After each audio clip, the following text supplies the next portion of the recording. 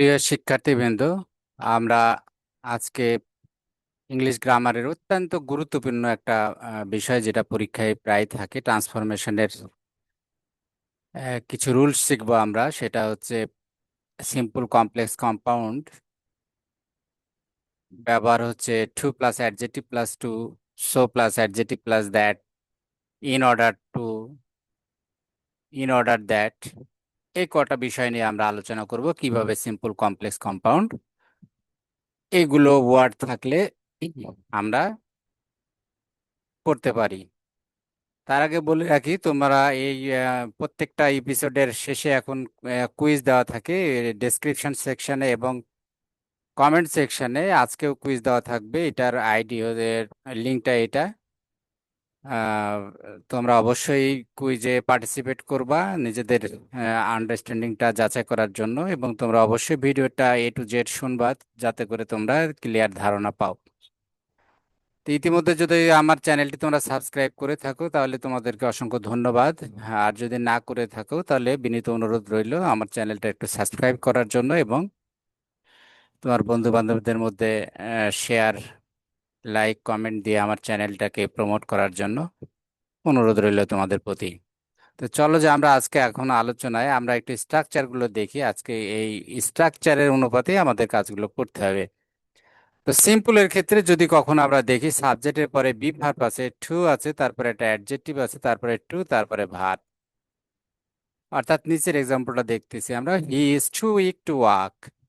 সে এত দুর্বল যে হাঁটতে পারে না। এটা কিন্তু এখানে নট নাই কোথাও, তবু কিন্তু এটা নেগেটিভ বাক্য, এটাও নেগেটিভ বাক্য, এটা negative meaning. He is too weak to walk, সে এত দুর্বল যে হাঁটতে পারে না। এই জাতীয় বাক্য, এই কনস্ট্রাকশনের বাক্য যদি আমরা সিম্পল দেখি, এদের মধ্যে কমপ্লেক্স কম্পাউন্ডের রিলেশনটা কিরকম আমরা একটু দেখে নিই। তখন সাবজেক্টের পরে বি ভার্ব হবে, বি ভার্বের পরে টু যেখানে ছিল সেই জায়গায় আসে সো। এরপরে অ্যাডজেক্টিভটা থাকবে, তারপরে একটা দ্যাট নিতে হবে অতিরিক্ত। তাহলে কি পেলাম আমরা? সাবজেক্ট বি ভার্ব ঠিক থাকবে, টু এর কাছে এসে হবে সো, তারপরে হবে অ্যাডজেক্টিভ ঠিক থাকবে, তারপরে একটা দ্যাট হবে। এরপরে সাবজেক্টের পরে ক্যান, কুড অথবা মে মাইটও থাকতে পারে, অনেক সময় ক্যান, কুড, মে মাইট। এরপরে নট থাকবে, তারপরে বি ওয়ান থাকবে। আর কম্পাউন্ড হলে আমরা জানি যে ফ্যান বয়েজের ওয়ার্ড গুলো দিয়ে কানেক্ট করতে হয়। এখানে অ্যান্ড ব্যবহার করা হয়েছে, এখানে অ্যান্ড দিয়ে, অর্থাৎ subject be verb plus very দিতে হবে একটা, যেহেতু এখানে এত কথাটা আসে যে অনেক, তাহলে এখানে ভেরি কথাটা দিতে হবে, তারপরে অ্যাডজেক্টিভ, ভেরি ওয়ার্ডটা অ্যাডজেক্টিভ, তারপরে অ্যান্ড দিয়ে আবার সাবজেক্ট ক্যান, কুড, নট, মে মাইট যদি থাকে সেটা যে কোনোটা আসবে, এরপর নট দিয়ে ভি ওয়ান। তাহলে আমরা একটু দেখে নিই। এটার উদ্দেশ্য হচ্ছে কজ অ্যান্ড ইফেক্ট, অর্থাৎ একটার কারণে আরেকটা করতে পারে না, সে দুর্বল অতিরিক্ত তাই হাঁটতে পারে না, কজ অ্যান্ড ইফেক্ট। তাহলে he is too weak to walk, এরকম থাকলে এর কমপ্লেক্সটা হবে ইজ সো উইক দ্যাট। তাহলে এখানে কি হলো, টু এর জায়গায় আমরা দেখতেছি এখানে সে হলো সো, উইকটা ঠিক থাকলো, আর এরপরে টু এর টুটা উঠে গেল, এখানে এসে হলো দ্যাট। এরপরে সাবজেক্ট আবার আসলো, আর এখানে ক্যান নট হলো। এখানে যেহেতু সিম্পল প্রেজেন্ট, এই জন্য ক্যান নট হলো। এখানে যদি ওয়াজ থাকতো, হি ওয়াজ টু উইক টু ওয়াক, তখন আমাকে এখানে দিতে হতো কুড নট। অর্থাৎ আমার এই বি ভার্বের টেন্সটা দেখে আমাকে এই ক্যান, কুড ঠিক করতে হবে, ক্যান ক্যান হবে অথবা কুড হবে।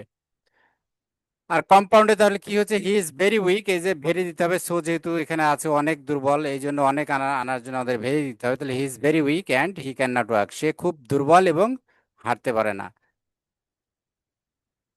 এই ছিল আমাদের টু, টু এর ব্যবহার। আর এবারে আমরা দেখি, যদি থাকে যে টু এর পরে আবার একটা অ্যাডজেক্টিভের পরে একটা ফর আছে, দেন অবজেক্ট আছে, তারপরে টু আছে, অর্থাৎ একটা অতিরিক্ত ফর আর অবজেক্ট যদি থাকে, তখন কি করতে হবে? তখন কিন্তু কমপ্লেক্স কম্পাউন্ডে কোনো চেঞ্জ নাই, শুধু সিম্পলের গঠনটা আলাদা। যেমন এখানে আছে the tea is too hot for me to drink. বলছে যে আহ, চাটা আমার জন্য এত আহ, গরম যে আমি এটা পান করতে পারছি না। আমার জন্য কেন বলতেছি, হয়তো এই পরিমাণ গরম আর একজন হয়তো পান করতে পারবে, তার গরম খাওয়ার অভ্যাস আছে, কিন্তু আমি পারতেছি না, এই জন্য বলতেছে ফর মি। এটা আমার জন্য অনেক গরম, কিন্তু এটা আরেকজনের জন্য নাও হতে পারে। তো সেক্ষেত্রে কি হচ্ছে, same structure, the tea so hot that I can not drink. I can not drink. এখানে যে ফর মি, এই ফর মি এখানে পার্থক্য হচ্ছে আগেরটার দেখো he is too weak to walk, এখানে হিটা সাবজেক্ট ছিল, এখানে এসে এই সাবজেক্টটা হিটা ব্যবহার করছি। কিন্তু এখানে একটু পার্থক্য হচ্ছে দ্য টি এখানে হলো সাবজেক্ট, আর ফর মি ছিল এইখানে সাবজেক্ট হয়ে গেল পরেরটার, দ্যাটের পরে আই। এই যে that is too hot for me, এখানে ছিল this is too hot for me to drink, আর এখানে হলো that is so hot that I can not drink. For me বলতে এটা আই, এটা হলো অবজেক্ট ফর্মে আছে, এখানে ফরের অবজেক্ট, এখানে আমি আই করতে হবে, তাহলে আই ক্যান নট ড্রিঙ্ক। এটা যদি পাস্ট ফর্ম থাকতো ওয়াজ, তাহলে আমাকে দিতে হতো could not. Same here, that is very hot and I can not drink, এখানে অ্যান্ড দিয়ে জয়েন, এটা হচ্ছে অ্যান্ড দিয়ে জয়েন ফ্যান বয়েজের অ্যান্ড, এটা কম্পাউন্ড। আচ্ছা, যদি স্ট্রাকচারটা এরকম থাকে সিম্পলে subject plus verb plus to plus verb plus object, এটা তখন কিন্তু পারপাস বোঝায়। যেমন he studies hard to pass the examination, সে কঠোর পরিশ্রম করছে, কারণ কি, সে পাস করার জন্য, পরীক্ষায় পাস করার জন্য। তাহলে এখানে the stood he studies hard so that he can pass the examination. Same, কিন্তু এখানে আর নট দিলাম না আমরা, কেন, কারণ এটা হচ্ছে পজিটিভ হাবকত, সে পড়ছে কিসের জন্য, পাস করার জন্য। তাহলে এখানে আমরা দিলে so that he can pass, এখানে কিন্তু আর নট ব্যবহার করা হয়নি। এখানে হি সেম এন্ড দিয়ে join, he studies hard and he can pass the examination. May ব্যবহার করা যায়, we we eat to live বা লিভ, আমরা বাঁচার জন্য খাই, তাহলে we eat so that we may live. We can দিলেও এখানে হয়, কিন্তু মেয়েটা একটু ভালো শোনায়, সামর্থ্য, মেয়ে বলতে সামর্থ্য বা ভবিষ্যৎ ইয়েটা বোঝায় আমাদেরকে, প্রবাবিলিটি অর্থ মে ব্যবহার করা হয়। তাহলে we eat so that we may live, তাহলে we eat and we may live. এবার আসছে যদি ইন অর্ডার টু হয়, তো ইন অর্ডার টু আর to almost same. In order to থাকলে আমরা ইন অর্ডার দ্যাট ব্যবহার করবো কমপ্লেক্সের ক্ষেত্রে, আর কম্পাউন্ডের নিয়ম এক, এন্ড দিয়ে আমরা জয়েন করব। যেমন এখানে আছে দেখো, they work hard in order to succeed, তারা কঠোর পরিশ্রম করে ইন অর্ডার টু সাকসিড, কি করার জন্য, সফল হওয়ার জন্য। তাহলে they work hard in order that, তাহলে আমার ইন অর্ডার টু এর কাছে আমি করে দিলাম ইন অর্ডার দ্যাট, আর এখানে আবার সাবজেক্ট দিয়ে ভার্ব দিলাম, তাহলে দে মে সাকসিড, এটা মে ফিউচার, যে সে পাস করতে পারে সম্ভাবনা। They work hard in order that they may succeed, অর্থাৎ ইন অর্ডার টুর জায়গায় হলো ইন অর্ডার দ্যাট, সাবজেক্ট আবার দে ছিল, দে চলে আসলো, আর এখানে অতিরিক্ত আমরা মে নিলাম। কেন নেওয়া যায় অনেক সময়, they can succeed, no problem. তাহলে এখানে they work hard and they may succeed, অথবা they work hard and they can succeed, no problem. আচ্ছা, এরপরে আমরা একটু ব্যতিক্রম দেখি, যে অনেক সময় মিনিং একই, এই যে he is too too weak to walk, সে এত দুর্বল যে হাঁটতে পারে না। সেম মিনিং হিয়ার, যদি কখনো আমরা অপোজিট দিয়ে করে, হি is not strong enough to walk, same জিনিস, সে মানে হাঁটার মতো অত শক্তিশালী নয়, তার মানে কি, সে এত দুর্বল যে হাঁটতে পারে না, ব্যাপারটা এরকম, যে এটা অপোজিট, নেগেটিভ করে এটা মিনিংটা সেম রাখা হয়েছে, জাস্ট অ্যাফার্মেটিভ নেগেটিভের মধ্যে করার মতো, হি is not strong enough to walk.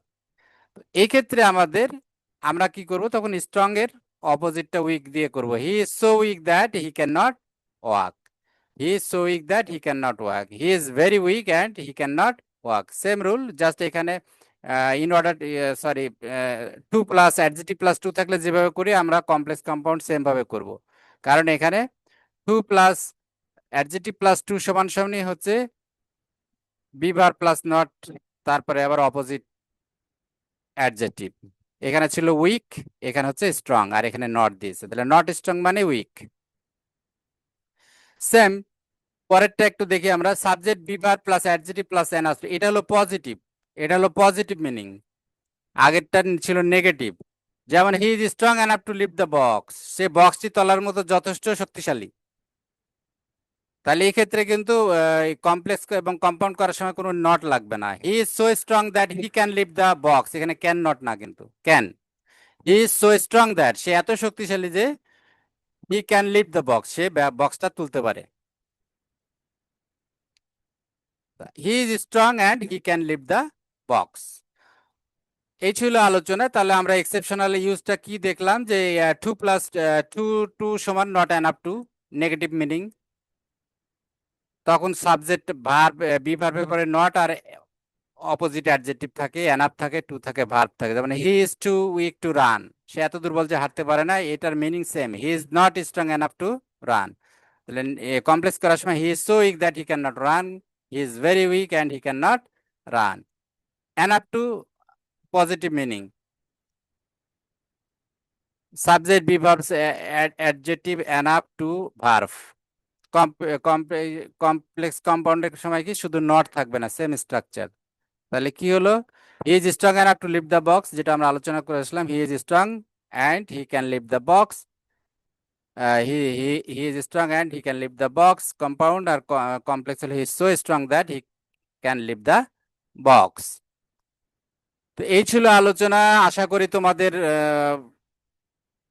বুঝতে পেরেছো তোমরা। আমার চ্যানেলটা সাবস্ক্রাইব করবে। আমি প্রতিনিয়তই তোমাদেরকে বিভিন্ন সময় বিভিন্ন রুলস নিয়ে, তোমাদের যাতে পরীক্ষাটা তোমাদের ভালো হয় এবং প্র্যাকটিস কুইজ কোশ্চেন থাকবে তোমাদের নলেজটা ইমপ্রুভ করার জন্য। আশা করি তোমরা আমার সাথে থাকবে। Thank you very much.